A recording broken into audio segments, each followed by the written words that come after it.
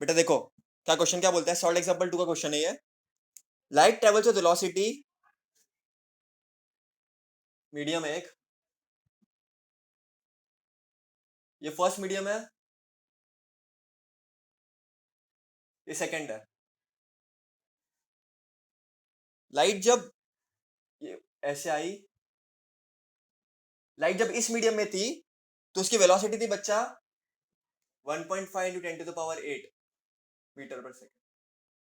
Second medium में आने के बाद लाइट मुड़ी, डेंसिटी बढ़ गई उसकी, और उसकी वेलोसिटी हो गई सेकंड मीडियम में 0.75 into 10 to the power 8।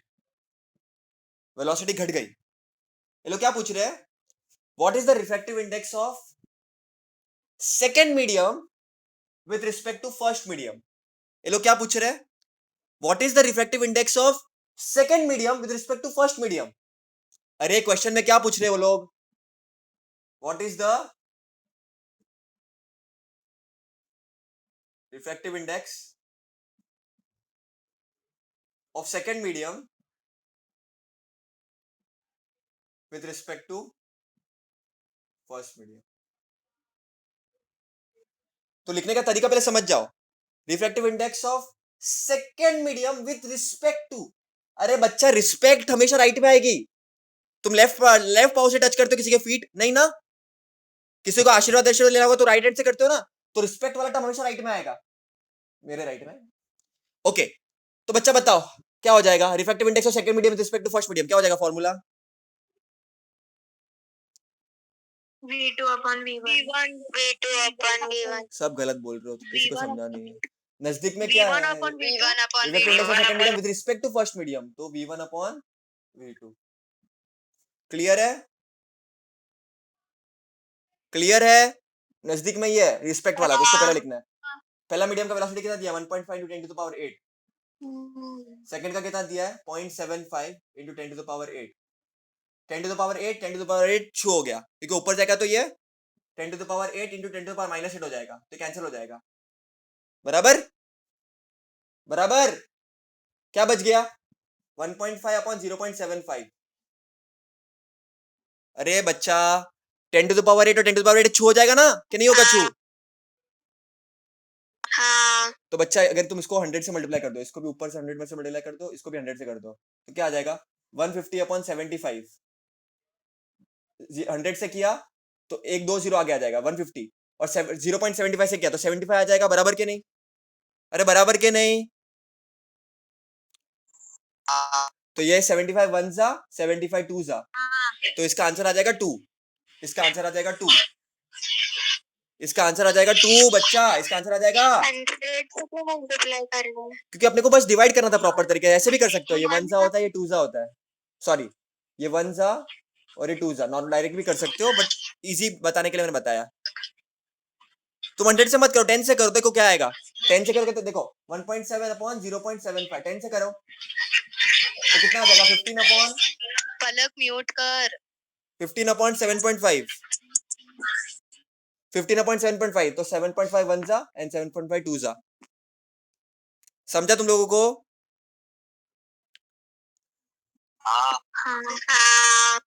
Easy है बच्चा, कॉपी कर लो इसको। अच्छा तुमको पहले गिवन गिवन लिखना पड़ेगा, सब फॉर्मूला बोला मैंने डायरेक्ट तुमको बता रहा हूँ, गिवन गिवन सब लिखना पड़ेगा, गिवन क्या दिया है, टू फाइंड क्या करने का है, फॉर्मूला कौन सा यूज कर रहे हो, तो वो सब चीजें याद रखना। तो बस इसमें अपन ने क्या कर दिया 1.5 अपॉन 0.75, इसको डिवाइड करेंगे तो आंसर आ जाएगा 100 से मल्टीप्लाई कर, 100 से मल्टीप्लाई कर, तो 150 अपॉन 75, 1 जा 2 जा, तो आंसर आ जाएगा 2।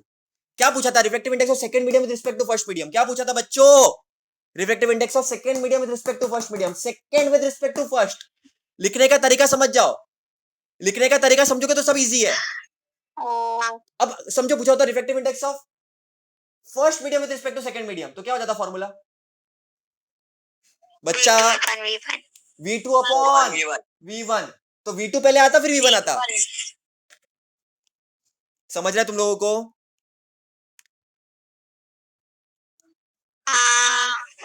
क्या पूछा है वो देखो, अगर पूछा है refractive index of second medium, देखो second medium, second with respect to first, second with respect to first, second with respect to first, second with respect to first. पहले उसके बाद दूसरा, तो v1 अपॉन v2 आ गया। लेकिन अगर पूछा होता refractive index of first medium with respect to second, तो आता v2 अपॉन v1, और v2 अपने v1 पता है, सब पता है, पुट करो, आ जाएगा आंसर। क्लियर है कि नहीं? हाँ चलो एक और क्वेश्चन देखते हैं, एक और क्वेश्चन देखते हैं। क्लियर है रियाला? हाँ चलो बढ़िया जी, एक और क्वेश्चन देखते हैं।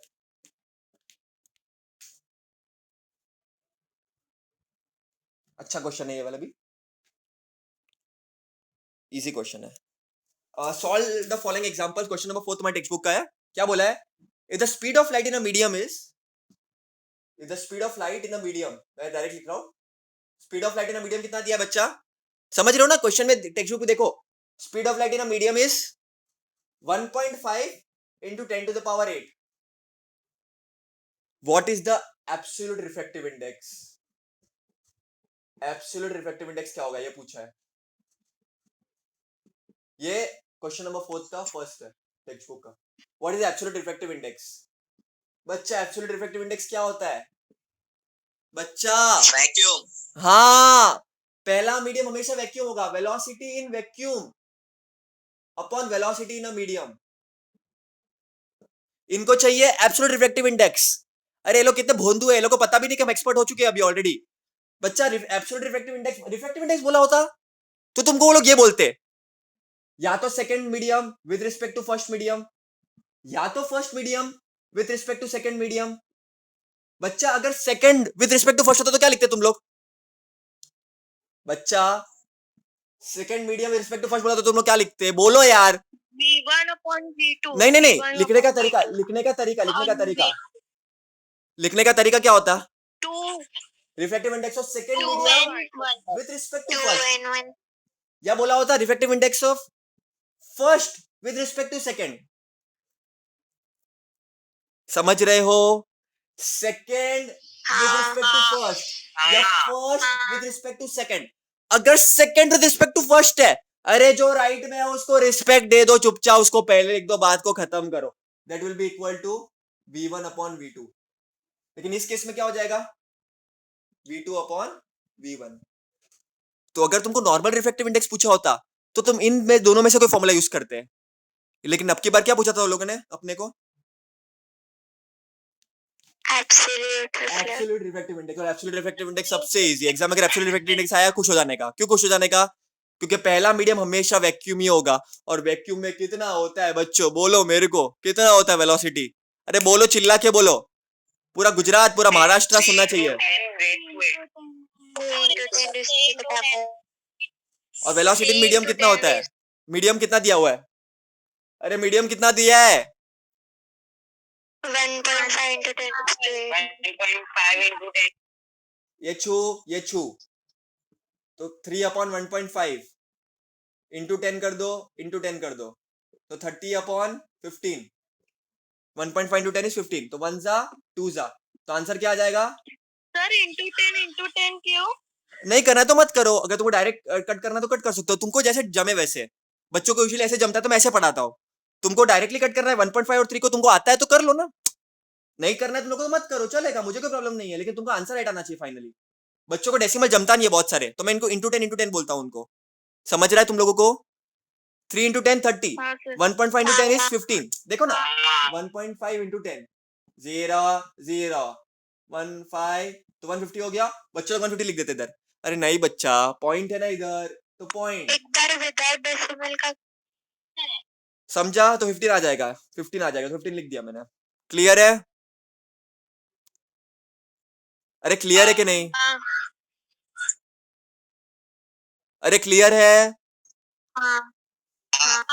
तो अगर एब्सोल्यूट रिफ्रैक्टिव इंडेक्स बोला तो हमेशा पहला मीडियम वैक्यूम होगा, और उसका वैल्यू तुमको याद होना चाहिए। देखो दुनिया में सब वैल्यू से कमी होगी, फिर इससे ज्यादा नहीं होगी, एक चीज याद रखना, ये हिंट देता तुम लोगों को मैं।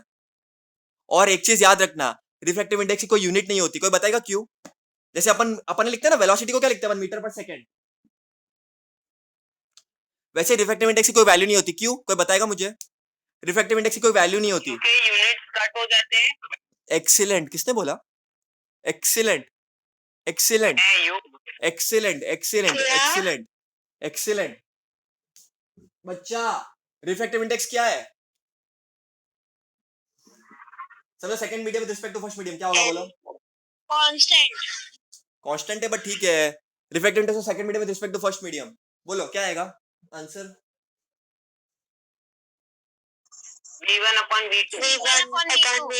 समझो फर्स्ट मीडियम में तुम्हारा आया है let's say 2 into 10 to the power 8 meter पर सेकेंड, और सेकंड मीडियम में तुम्हारा आंसर है 1 into 10 to the power 8 ऐसा कुछ है। तो बच्चा 10 to the power 8 10 to the power 8 भी जाएगा, मीटर पर सेकंड भी जाएगा और मीटर पर सेकंड भी जाएगा ना, तो फाइनली कोई यूनिट बचेगा ही नहीं। तो it is a value, it is a normal 2/1 answer आ जाएगा, 2 आंसर आ जाएगा। तो ये वैल्यू है, एक प्रॉपर वैल्यू है, यहाँ पर यूनिट्स नहीं आएगा, याद रखना। रिफ्रैक्टिव इंडेक्स में यूनिट नहीं होता।